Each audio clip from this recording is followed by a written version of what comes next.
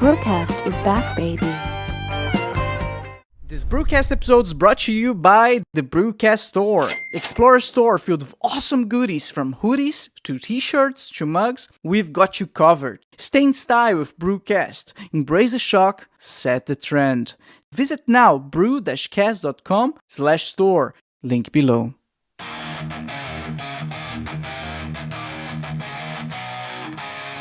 Back with the fire, can't you see the flames? From Deutschland steps comes the BRUCAST name. Voices like thunder breaking all the chains. Unleash the fury like a runaway train.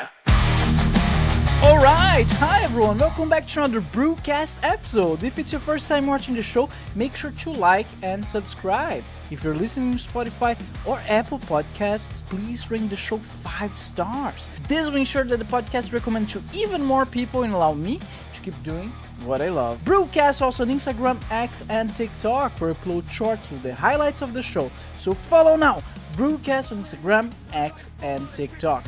Links in the description below. Here we thrive, we survive.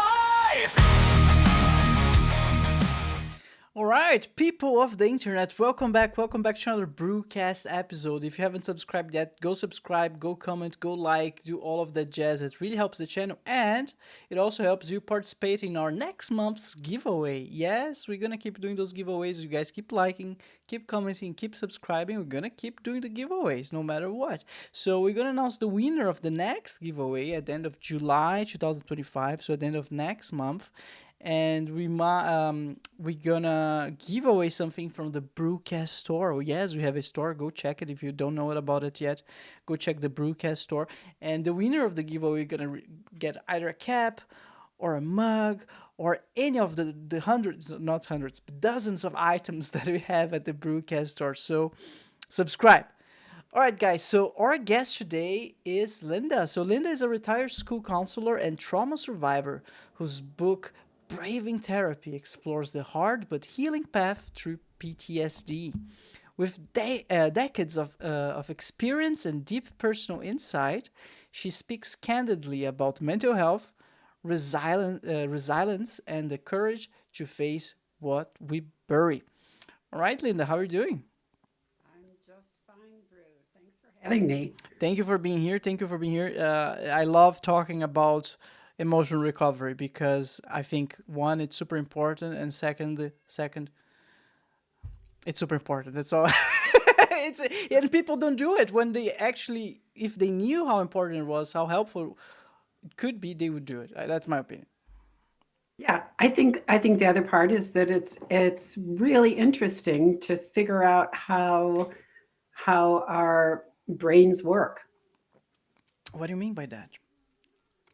I was listening to you talk to another psychologist, and I think I feel the same way, that it's really fascinating to understand what makes people tick, what makes you tick, like that. Like from my personal experience here at BRUCAST, like you saw, there's like hundreds of different people, like from all types of background. It's so interesting. It's like I don't want to say it's like reading a book, but kind of, like you get in touch with subjects that at least for me I never heard about before. It's extremely interesting. Well, and you bring all of your personal experience. You not only kind of start out with a personality type that involves not only the way you've been brought up to think, but the kind of your physiology when you were born. And then you put all of the experiences of your life, your upbringing, the people that you run into, what your motivations are, what you're trying to get out of life. And all of that plays into how you think about things and how you behave. Yeah. So I find that fascinating. It is fascinating. Yeah, I agree. Yeah. I think a lot of people, they are just stuck in this autopilot mode, right? They don't know why they behave a certain way. They don't know why they are like maybe so reactive. And something that I learned from doing therapy is like, yeah, it's like there's so much stuff from your childhood that you don't even think about that it's shaping your reality in the present. It's like it's mind blowing. Yeah, yeah. So I wrote, um, so my story Yeah. is that I, um, I grew up in a very wholesome, very happy and loving home with lots of siblings, and it was a really kind of charmed life. We didn't have a lot of money, but we were happy. And I went away to college and had a bad experience in college. I then moved far away from home and lived in an apartment by myself. And my apartment, when I was in my 20s, was broken into and I was raped. And that's um, sexual trauma is really difficult to deal with. There's a lot of humiliation to something that's that intimate, and there's a lot of fear to be in the company of someone you don't know who's doing you harm.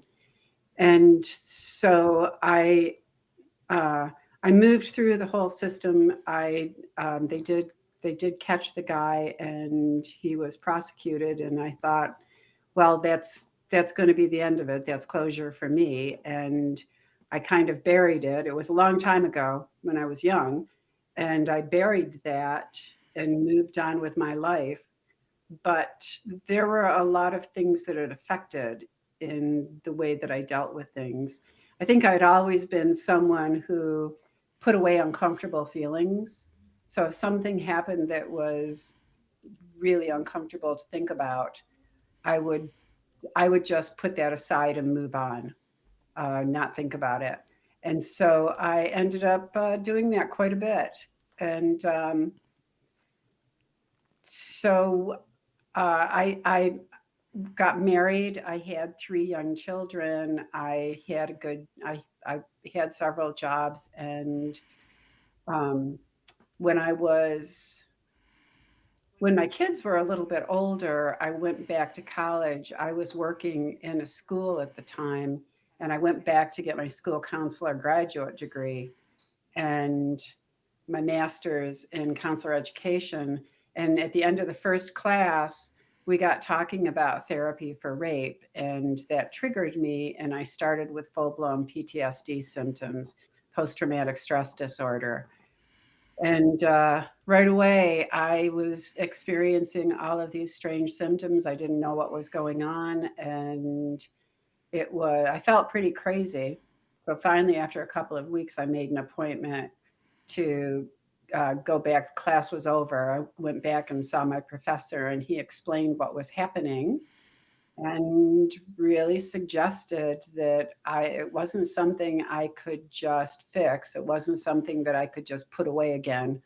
It kind of had taken control of my life, and I was going to need to get therapy. So that's what I did. And the the book that I wrote is about that journey. It's really about the journey of therapy and about what it's like to actually be sitting in that seat. It was really an interesting experience for me because I was in master's college classes to become a counselor at the same time that I was in the patient seat in a therapist's office. So I was kind of seeing it from both sides at the same time. It was a really interesting experience, but it was very hard. Whew. Well, thank you for sharing the story. It's a powerful one. I mean, the powerful recovery journey that you've been through, and I would assume that it takes a lot of courage to speak calmly about something like that. Um,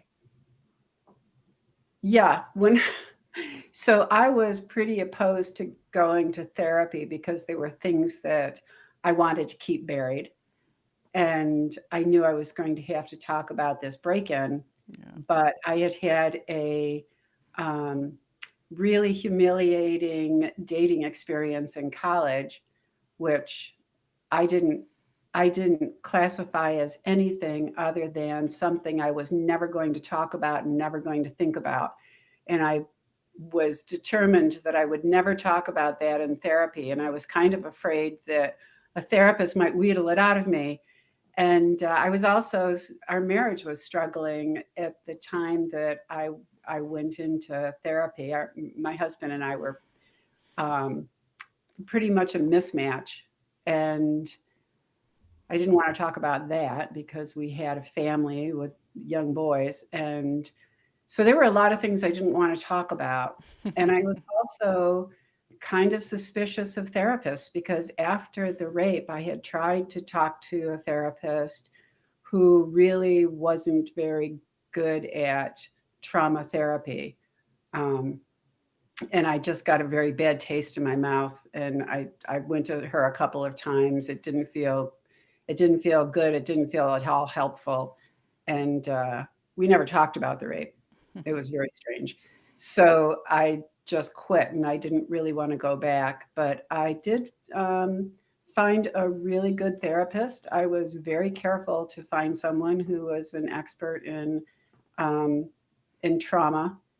And I I started therapy and realized that it was somebody that I was able to work with. And so the book that I wrote, Braving Therapy, is about that journey. And because I there were so many things that I was hiding, and because it was very difficult for me to talk about the traumatic things that I'd put away, I went through therapy not really talking a lot about things that were in my head. But in the book, I wrote about what was going on in my head, what I was thinking about, and the kind of two steps forward, one step back, um, of kind of ruminating about it in my head, beating myself up, which I did a lot. And I journaled the entire time I was in therapy and kind of would come to some understandings in my journals. And then I would be able to talk about it when I kind of, figured things out a little bit. And the talking is where my perspectives really changed and where healing really happened because being able to connect with other people, being able to, feel safe and get other perspectives than the ones you've been carrying around for so long is much healthier than just keeping it stuffed, which is really toxic. Mm-hmm. I heard this phrase once. We can never recover alone, and I feel like you just described that. Yeah. Well, it was funny because I think one of the difficulties probably for a lot of people is you feel like you can handle things alone. You feel strong, you feel competent, and you've gone along for a lot. I'm talking about people who have stuff buried. You've gone along for a long time, getting by just fine, and handling your own stuff, and you feel like it would be weak to reach out to somebody else. That's how I felt. And I realized when I was sitting talking with my therapist at one point that it just kind of was an epiphany that we are social creatures, that we are supposed to be connecting and talking with other people, that we're not supposed to do life in a vacuum. We're not supposed to keep alone. So it was still hard, but at least I felt like I was doing what I needed to do. Oof. Yeah. Yeah. It's so funny. One of my I had a relationship in the past where the girl had, had a similar personality. She would struggle to ask me help to washing the dishes. Like I'm your partner. I'm here. I'm just scrolling through social media. Of course I'm gonna help you with the dishes. I know like we were dating, so I knew like she would feel weak by asking, and me, I was like, why don't understand. And yeah, that's the point. Like, we're social creatures, we need each other. Like, but to this day I don't understand, why would you think you would you bury so many of those emotions? Do you think it comes from this same idea of weakness? Yeah, Yeah. it's really interesting because there's a lot of um, there are a lot of really personal things in the book. I mean, it's my memoir, but it's also a lot of the book is just my learning from Mm. going through therapy. But I was very intimidated for a long time about sharing my story, because I will talk about things if it's going to help someone understand something, but I don't just talk about myself easily.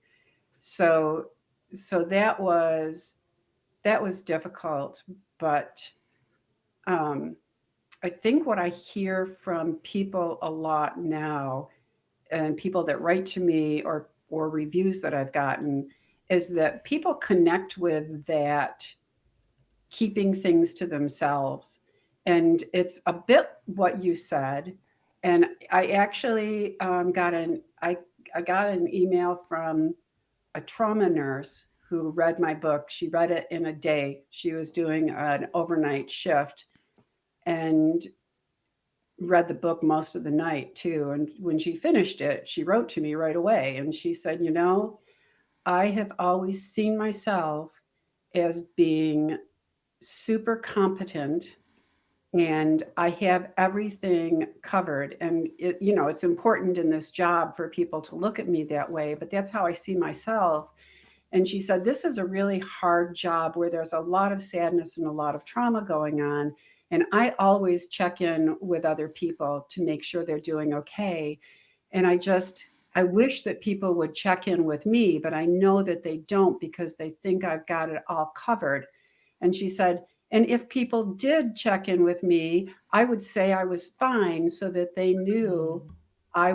I was taking care of myself." And she said, "And then I go out and I hike or something to kind of deal with the trauma."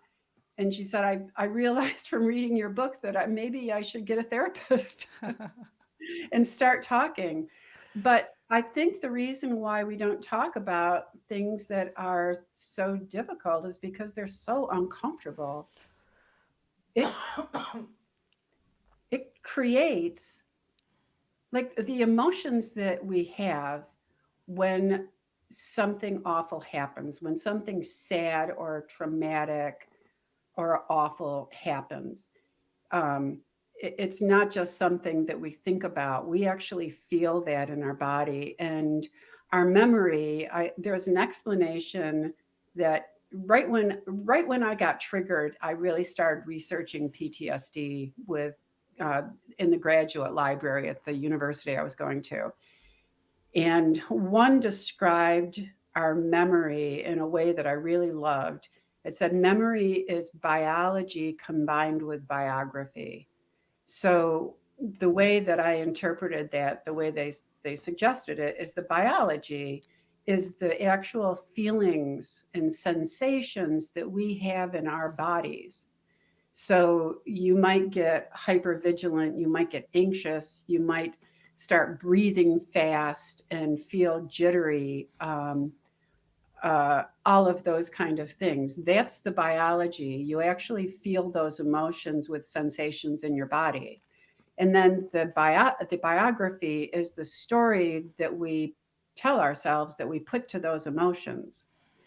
And when we have something happen, the way we store those memories, the ones that are worth storing, is that we put a narrative or a story to the feelings that we had and we put it away in our memory.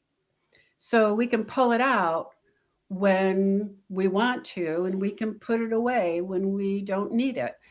But with post traumatic stress disorder, you don't put on, you have all of these sensations, all of these feelings, and you don't want to keep feeling those long enough to think it through and put a story to it. And so instead you shove it.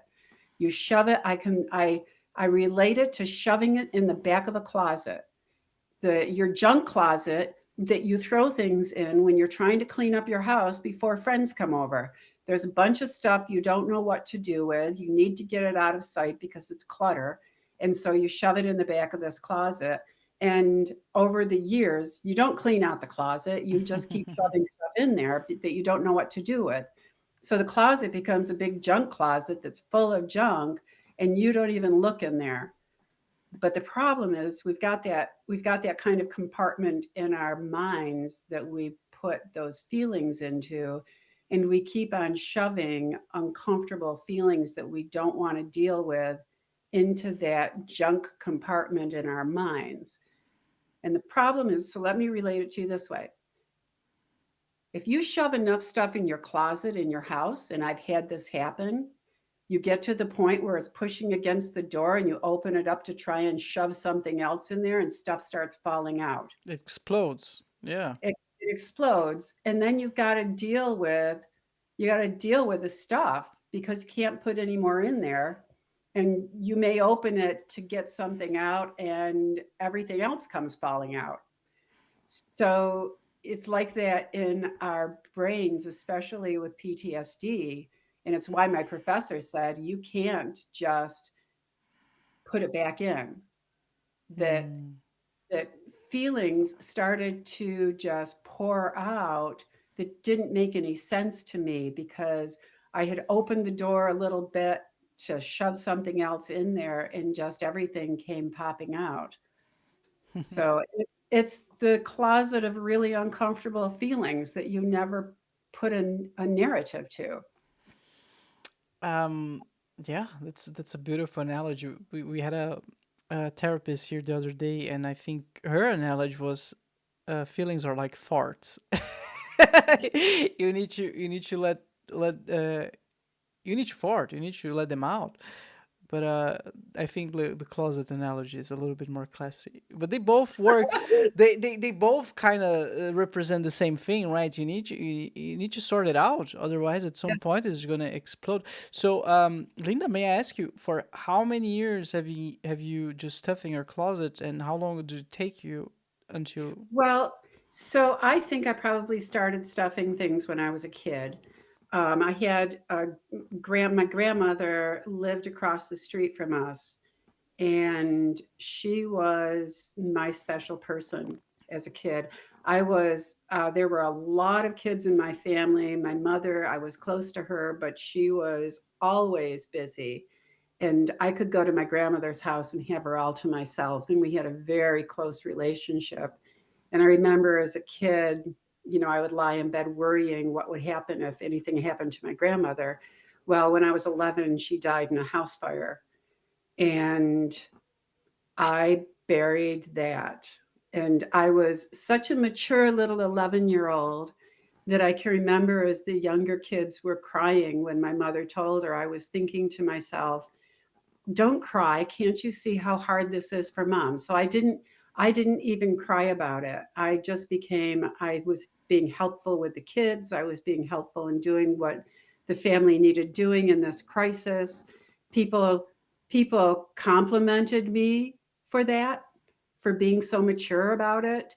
And so I took that in as this is the way that we're supposed to be. And so I buried that. But I remember for the first year after she died, if I heard a fire engine, I would just break into a cold sweat. And I couldn't, like, there was a train that derailed in my town and everybody was going to see it. And I just didn't want to see it. It was just a tragedy. I couldn't stand the thought of going to see it. So I was already doing those PTSD avoidance and the somatic kind of symptoms. But um, then in college, I had that uh, really humiliating dating experience where it ended up being a rape situation, and I never even identified it that way until I was actually in therapy. So Wait a that was second. when I was We're talking about the second type of second raping. we're talking about when I was younger, when I was in college before the break-in. Wow. Um, I was on a date and it just um, I ended up being involved in a sexual situation that I did not want and didn't agree to. And I just, afterwards, I just said to myself, I'm never going to think about this again. I'm never going to talk about it. I'm just going to pretend it never happened. And so I didn't even identify that that was really a rape. And so I buried that, and then I moved on, and so I was pretty good at burying things by the time I was raped. Um, and as I said, I did realize that how much it affected me, but I tried to get therapy, and the therapist was just really bad. So I quit that. I met my husband at that time, and we started a courtship, and I buried it all. So that was almost 20 years from the time that that happened until I was going back to graduate school and got triggered. So it was 18 years after my apartment was broken into that I was triggered with PTSD. And I started reading about that too and learned that it's pretty typical um, for rape victims to not pursue therapy for 8 to 10 years. What was your idea of therapy before that? Um, Did you? It was funny. I don't think I was quite sure because I was in a program to be a school counselor, but right away we were talking about school counselors do a lot of counseling and working therapeutically with students. And so we were talking about that and just learning about um, theories of therapy. But my own experience had been that when I went to this therapist, she actually wasn't the one that I thought I was Mm. supposed to see. I had contacted a therapist that had been recommended to me. He was a psychologist. And I ended up, when I went in, meeting with his wife, who was a clinical social worker. And she started asking me questions, but she was asking me questions about my family and my dating relationships and how long I had ever been in a relationship and whether I was married. It had nothing to do with the trauma that I'd had. And I started feeling really judged by her. And I asked her if she was the doctor that I had contacted because her voice was very deep. I think she was a smoker. And she said, no, I'm his wife. I thought that you should see a woman because of the nature of why you're here. So that didn't sit well with me to begin with. But then I went back to see her again, and she started with a lot of questions that felt very judgmental to me. And I talked to some people who had been in therapy, and understanding this was a long time ago too. And they said, you should feel better talking to somebody, not worse. So I just stopped. Yeah. But that was the only experience I'd had of therapy. And so I was really nervous about it when I first went. Yeah, that's the thing about therapists, right? There are people as well, and they might have a completely different personality than you do, or they might judge you. I don't know. Like it's like any profession as well. There's Yeah. good people and there's bad people at that profession.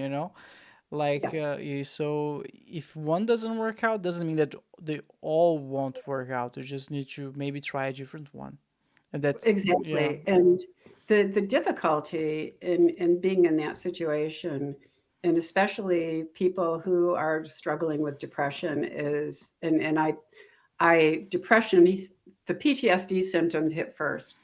And I'll talk a little bit about what that is so people understand. But just about everybody has traumatic things that happen to them. You know, you can have drama in your life, and then you can have things that are really traumatic. Um, Accidents, somebody dies, you almost die. And a lot of people process that well. Like they talk about it, they put a story to the uncomfortable symptoms, and they deal with it. Some people, not the majority, but quite a few people will do what I did. They will just bury all of those feelings and Mm, move on with life and say, I'm tough, I can tough this out. Um, and it so the kind of symptoms that I had that are the kind of symptoms that let you know it's not just you're feeling bad about a trauma is really intrusive kind of feelings. Like for me, people will have flashbacks and nightmares. I had nightmares for 20 years. I felt like people were chasing me. I felt like there were ghosts in my house that were out to get me. Um, and it was very much, when I think about it now, I didn't realize it at the time, but when I think about it now, it was very much like the situation I woke up in, which was I woke up in my familiar house, but it was all dark and there was a dark shadow of a figure there. And I had that nightmare for years, but it was just like going through a house that I wasn't sure about, but it felt familiar. And I also had the experience of intrusive feelings where I felt like somebody was crawling on me and I couldn't, and that would just happen. I was at the grocery store and it started happening, and I couldn't stop it. So that's one. And then avoidance. I would avoid anything that would remind me of the situation. Um, and a lot of negative thinking. I really beat myself up. I distorted a lot of the ways that I thought about things and really worked hard to stay in control of everything and everyone in my life. And the last thing were just really weird somatic symptoms. Like I felt like bugs were crawling on my back a lot, or bugs were right behind me. And I finally, Oh my about six gosh. months, well, I finally, about 6 months into therapy, it felt like they were right behind me. Like I would have this very creepy feeling in my back. And about 6 months into therapy, all of a sudden, there was an aha moment of what that feeling was. And I don't know if you'll understand this, but it's like people call it the heebie jeebies. And what I realized it was we used to sit around the campfire when I was young and tell ghost stories. And have you ever had that experience sitting around with people in the dark and telling ghost stories? Yeah, yeah, it's scary. Yeah, Yeah. it's scary. And you don't want, okay, so you don't want to look over your shoulder because then people will laugh at you because they know that you're looking over your shoulder because you've got that creepy feeling in your back that somebody's back there, right? That's the feeling I had. And I realized that that feeling is dread. And that was the first time I realized that I had had that feeling of dread when I woke up. And so so that was the heebie-jeebies feeling that I was feeling. So all of those symptoms are symptoms of PTSD. The intrusive feelings and the negative thoughts and the flashbacks and those weird sensations. Um, so I was having them all and I needed to deal with it. So, and then you were talking about different kind of people. Therapists are all different people. And one of the biggest predictors of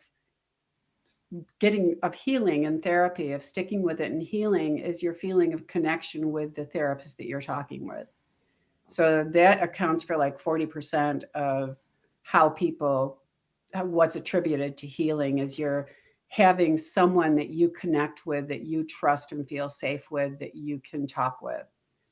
So I found a therapist like that. And in the book, the entire middle section of the book is about the therapy. And it's about what it's like to be in therapy. But I start by talking about how all of the obstacles you throw up to that you have to overcome to actually even get into therapy. So things like, how am I going to pay for it? How am I going to fit it in? What happens if this person is the wrong person? Everything in my mind is so chaotic. I have no idea what to talk about. That's really typical with people who are depressed, that things just become very muddied in your mind and you don't know how you're ever going to talk about it. And so I wrote about those obstacles that we throw up for ourselves. worrying about what other people might say if they find out that you're in therapy. Um, it's a lot of judgment that you put on yourself, a lot of myths, and I kind of um, I problem solve all of those issues. And the bottom line is that when you are talking to the right person, you won't have to keep restating your story because you're going to be talking about the right things very quickly. So if you're in therapy and you're not feeling like you're connecting with this person, then you need to do some more research. And one of the documents that I've put out is kind of how to look for therapists. Um, but yeah, it talks about that, and then just the experience of starting to pursue and be in therapy and what was going on in my mind and the things that I did to to help myself keep going. Um, I did a lot of writing. I journaled all the time, which was great when I wrote the books because when I wrote the book, I was able to go back and revisit those journals, and they were the first place that I was actually able to be honest with myself, to pull out to pull out things that I was thinking about but wasn't yet talking about. And my therapist was great. Um, he did not direct the therapy at all. So the first therapist that I went to back when it happened asked a lot of questions, was very directive, and just and led what we talked about. And in especially with sexual trauma and with PTSD, it's really important for the patient or the client to be in total control. You don't talk about stuff until you're ready to talk about it and you decide you want to talk about it. And so he was not only good at making me take the lead about what we would talk about, but he really directed me that that's what I needed to do and gave me a lot of safety in doing that. And we had discussions about trust because I finally realized that I had a real difficult time trusting, and um, I had to work through that. But there were a lot of discussions. There's a lot of dialogue between my therapist and me in the book, and then a lot of my thinking, not only about stuff that we talked about, but the stuff I wasn't ready to talk about yet. And one of the things that I've realized when people talk to me about the book is that self-talk, the things that we say to ourselves that we don't say to anybody else, is really common, especially among accomplished people who are um,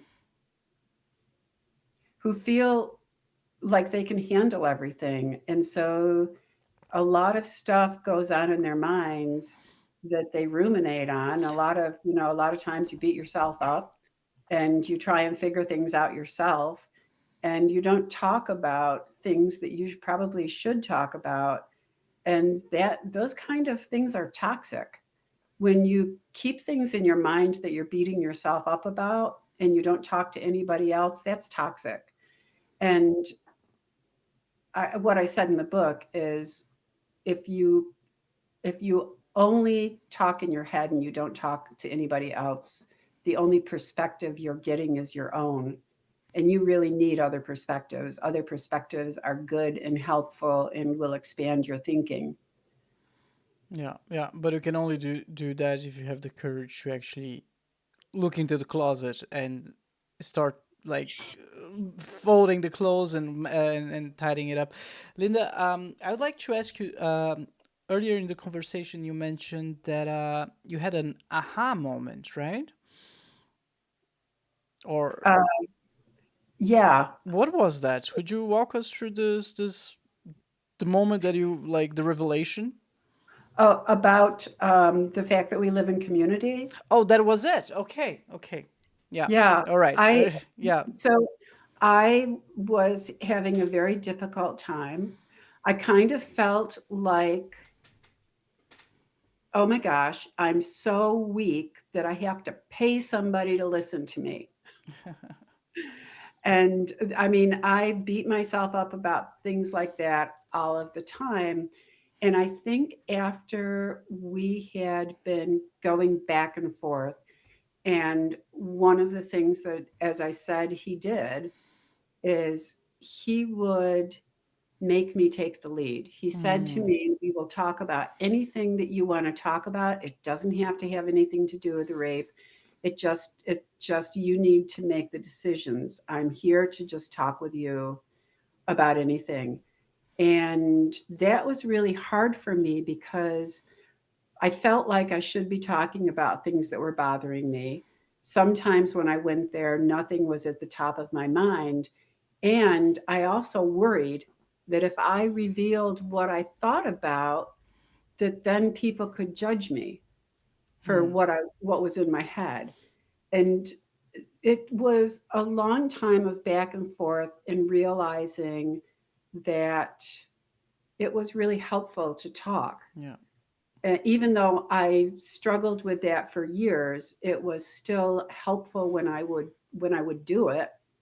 And I realized that that's how we're supposed to operate. Yeah. Yeah. Are you still in therapy? Uh, no, I went to therapy for 5 years regularly, Hmm. and I will go back and see my therapist maybe once a year, maybe twice a year. I've seen him more since I wrote the book, because I went and gave him the book.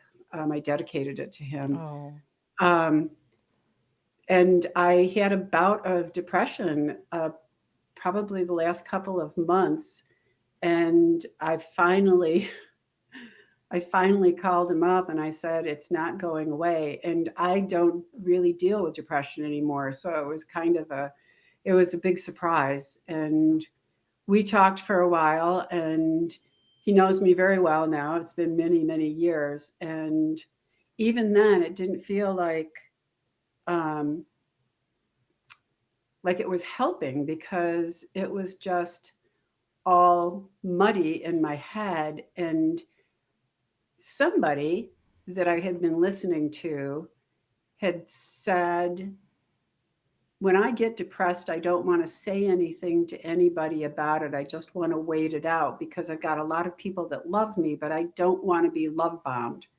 And that's what they would do. And I kind of I felt the same way. And I finally said that to him, and he just, after like almost our whole session, just kind of like, I don't know what I'm supposed to do. And I said that, I said, I just don't want to be love bombed, because he was saying, you know what you need to do. You need to talk to people. And he looked at me and he said, well, then why don't you tell people what you do need? And that was like, it was such an, oh, okay.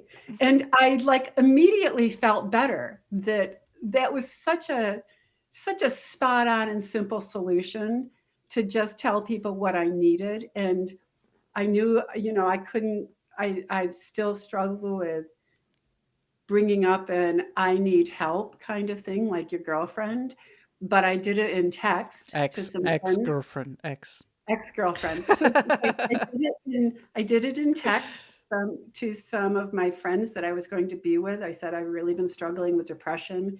It will be really good to talk." And when we were together, I talked with both of them, and I've been feeling fine since then. And, that's a difficulty with depression, is you have this chaos in your head and you do hide. And even I, who know better, who wrote a book about how dangerous that is, still let it get me for a while, Oof. until I was reminded you can't do that. How much would you say that the Linda from today is different from the Linda before therapy? You already touched on a couple of things, right? The PTSD seems to be gone, and now you also know more or less when you need to ask for help. Could you describe a little bit of the differences? Yeah, I'm much more open now. Mm. I mean, I spent the first 20 years of my adult life trying to keep everything under control and under wraps, and um, that was tough. And the other thing is, I was the first I was the first girl to be born in my mother's generation, my mom and dad's. And so I was very helpful. So I was kind of put on a pedestal as a child. And I was the good girl and the helper and the smart one, and people would always compliment me. And you get on this pedestal, and then you feel for the rest of your life like you need to work really hard to stay on a pedestal, because in your head you're beating yourself up and saying, I don't deserve this, but you're working really hard to keep up that appearance and to not let people down. That went away from therapy. It's like you really have to face yourself in therapy. And I do not feel like I'm on a pedestal anymore at all. I don't have negative self talk anymore, which is huge. And a lot of people, I think that's a surprise when I say that to people now that are still kind of recognizing the negative self talk that I've talked about. I don't do that anymore. Um, I know that I need to talk to people. And so if something happens that upsets me, I know that I need to talk to people, and I will find somebody to talk to. Wow, that's wonderful. It's like life-changing stuff. It's It is beautiful. life. Yeah. It is life-changing stuff. And I also have a lot of habits now that kind of keep their wellness habits. They're things, Could you explain some of them to us? yeah. Um, I am a well, I had gained and lost weight throughout my entire adult life, and I'm a Weight Watcher, and I keep my weight down now, and I still attend meetings, much like in AA, where the best way to not gain weight again is to just keep going and get that support. And it's community again. It's hearing support from other people that remind you of things that are good to do. And I get exercise much more regularly than I ever did. um, so I control what I eat. I try and get out and get exercise. I have a rich spiritual life and a lot of community activities. So a lot of socialization, and I read a lot. I think that's really important, and I try and write. So those healthy habits um, to keep going in a positive direction. But I also am just very grateful now. I don't feel like I need anything more in my life. Um, that was another aha moment that I had probably about 8 years ago. Of just, I was sitting by a lake. It was a warm, sunny day. The water was calm, and I just appreciated the way it felt to be sitting there, to be calm, and to have the sun shining on me. And I said to my husband that I just felt really grateful, that I didn't want anything else in my life. And we talked about that. And I realized that I had spent a lot of years always feeling like I needed more, that the next thing would make me happier. And it was because I wasn't looking in the right places. I wasn't looking at what I already had. Um, and I realized that there are good things and bad things in all of our lives. And we can either focus on the stuff that we have, the stuff that makes us happy and enriches our lives, and be grateful, or we can look at the stuff that we don't have that maybe somebody else has, and we can be jealous or resentful or whatever, and that will make us sad. So when I kind of realized that I was just feeling really happy to be sitting in the sun by calm water, and that I could see things from that perspective, I have carried that perspective with me now ever since then. And I was always an optimistic person, but I think I'm a much more grateful person now than I ever was in my life. And my husband, who was just a really brilliant and wonderful man, passed away 4 years ago. And I really thought that I would get depressed when he passed away, but I was just so grateful to have had him in my life. Um, he was my second husband. My first husband and I decided to split up. We are still good friends and still have a lot of love between us. But he married a woman who was perfect for him, and I met my brilliant second husband. So I've been so grateful that my husband was in my life. Wow, that's beautiful. Yeah. Regarding the always regarding the lake story and finally feeling that like you have enough and you're fulfilled in life, you're grateful. Like I feel like that's my personal opinion that a lot of it comes from capitalism itself. I know I'm deviating the topic a little bit, but you're not the first one who brings that up. And my personal view, it's capitalism. Oh, oh yeah, absolutely.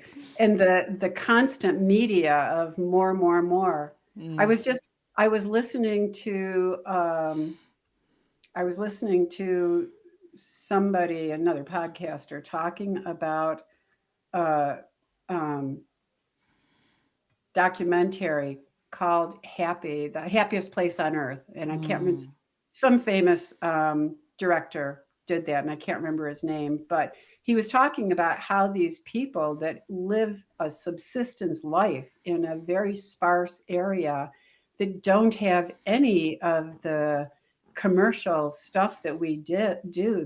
They work hard. Life is hard, but they get by and they're happy. The whole community is happier than most of us are.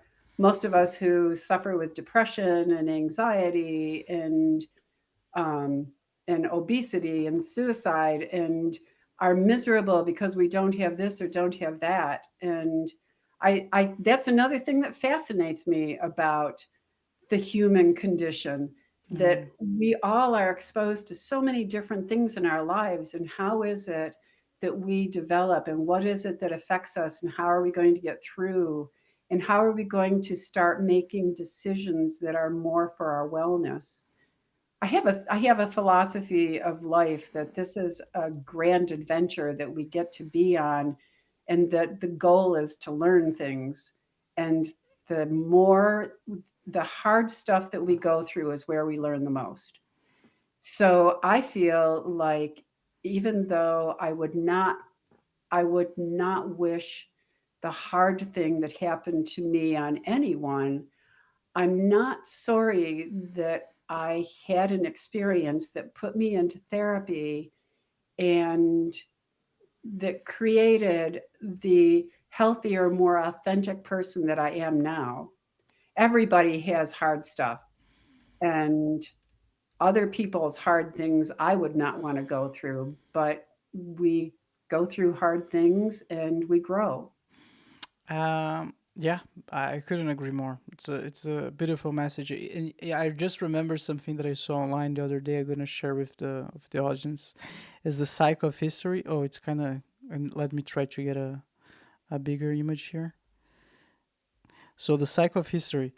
Difficult times. Oh my God. Difficult times create strong people. Strong people create easy times. Easy times create weak people. Weak people create difficult times. So like you kind of need the difficult times shape you. Basically, that's what I wanted to get at. Absolutely. They make you strong. And um, I was just talking with my daughter-in-law too about doing some things that really scare us. Yeah. And that's how you build your confidence, is by doing things that make you uncomfortable. And the more that you do those uncomfortable things, the more confident you become and the more comfortable you become with it. It's like there is a saying in therapy, you're hearing it more and more. You need to sit with your feelings. I need to sit with my feelings when I'm feeling uncomfortably depressed and ready to bury those feelings, or something embarrassing happens and I want to bury those feelings. It is really important to sit with those feelings so that you become more confident really feeling everything rather than hiding it.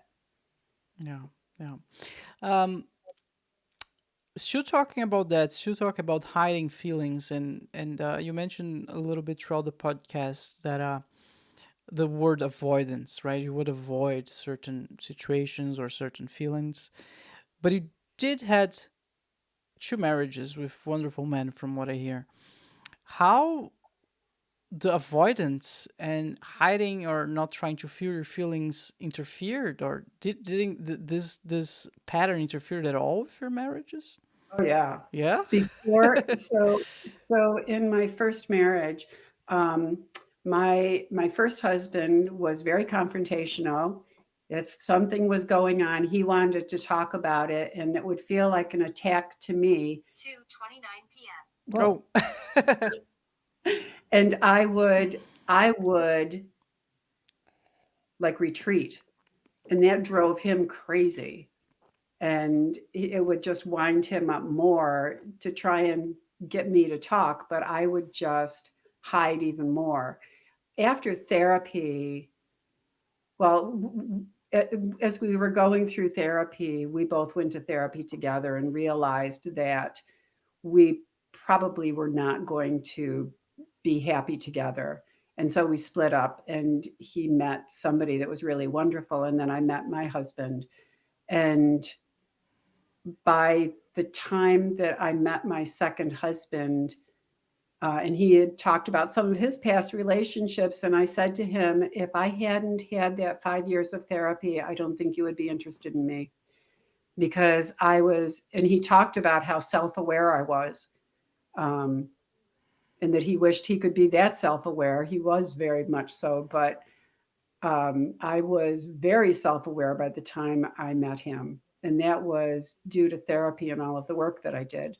So if it wasn't for therapy, you wouldn't be so self-aware to understand yourself and be able to actually talk about your feelings. So it was thanks Yeah. to therapy that you were able to have a successful second marriage. Yeah. That was the most wonderful part about that relationship, is how much we talked. And we talked about everything. And A- it felt wonderful. And what incentivized you to go to therapy was the rape incident. Uh, yeah, Yeah. I didn't really have a choice after the PTSD started. So because of a awful situation, awful incident, something, if I dare say, something beautiful came out of it, like a successful second marriage, right? Yeah. Yeah. Yeah. And that's why people that go through hard things and they plow ahead and they don't try and go around it or avoid it, and they learn from it, really do become stronger people. And if you can combine that with gratitude for everything you've got, that's a very wonderful way to live. And everybody has hard things. Everybody. Yeah, yeah, yeah, that's true.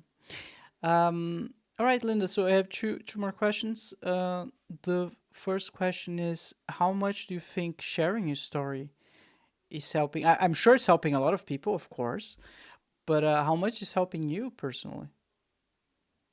I have known since I was a teenager that my purpose in life was really to help other people figure out life. Like I said, I'm psychology of the human experience fascinates me, but I felt very privileged to be in such a happy nurturing family. And I knew that a lot of people didn't have that. And so I wanted to help a lot of people. And in my professional career, it was always in those helping professions, right up through being a school counselor and retiring. So the book for me is, again, passing along the lessons that I learned about living a healthy life, living in gratitude, and getting and taking that journey to be better, to get better. When hard stuff happens, if you think you need therapy, if you're even thinking about it, you probably would benefit from it. And it's something that it's important to stick with it to the end. And I've talked to so many people too who said, man, I wish I'd read your book before I tried therapy, because I kept going and I'd go for a little while and then I'd stop and then I'd go find another therapist a few years later and I'd go for a little while. And I never realized that you should just stick with it with a good therapist to the end. And that's what I did. And that's really the message of my book is it's transformative, but you've got to keep doing the work. It wasn't easy. How do you know it's the end, though? I started crying. Oh, I went for 4.5 years, and didn't matter what I talked about. If I even looked like I was going to cry, I would just straighten back up, and the therapist would try and hand me some Kleenex, and I would be, I don't need that. And when I finally started crying, I cried about everything. I cried when I was happy. I cried when I was sad. I cried when I was talking to my kids. It drove them crazy. And it took some years for that to regulate, but all of my emotions were suddenly on my sleeve. And that's when I could really say, and I felt like I didn't need to go to therapy anymore. And I had a pretty long-standing relationship with my therapist by then. And we never left it that you're done. We left it that if you ever need me, give me a call. And so that's what I did. I would call him maybe once a year. If my new husband was driving me crazy and it was making me mad and I knew it shouldn't be, I would go talk to him, but it was very, very seldom. I see. All right. Well, wonderful. Thank you so much, Linda. So my last question would be where people can find you, where they can find your book, your links. Okay, my book is on Amazon, and it's Braving Therapy, Rape, Buried Trauma, and the Triumphant Journey Over PTSD. And that's written under my writing name, which is Feig Knipe. And that's actually the names of my two husbands.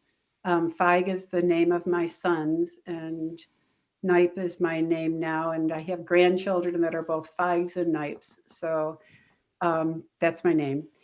I have a website that's lfeigknipe.com, and I'm also on Facebook under lfeigknipe.com, Facebook and Instagram. All right. Beautiful. Thank you so much. Do you have any final remarks? No, I just so appreciate your talking with me. It was a great conversation. It was. I agree, and I'm sure the listeners will agree as well. All right, Linda, thank you so much. It was a pleasure, and that's about it. Thank you. Bye-bye. Bye-bye. All right. Everyone, don't forget to like and subscribe, yeah? We're going to make the announcement of the winner of the giveaway next month. See you next time.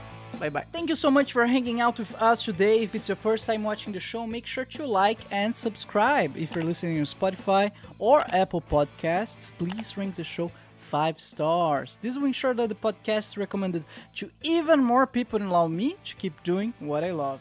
Check out now the BRUCAST store, Explore store, filled with awesome goodies from hoodies to t-shirts to mugs. We've got you covered. Stay in style with BRUCAST. Embrace the shock, set the trend. Buy now at brew-cast.com/store. Again, that's brew-cast.com/store. Link on the description below. Be a BRUCAST model and get free stuff. We'd love to see how you and your loved ones enjoy BRUCAST. Snap a picture of yourself your family, your friends, or even your pets wearing BRUCAST merch, or watching an episode of the show, and send it to us and become part of BRUCAST. We will feature you and your pictures at the end of every episode, just like the ones you're seeing on the screen right now. You can upload your pictures at brew-cast.com/contact or tag us on social media. Alright everyone, it has been a pleasure. Thank you so much and see you next time. Bye bye.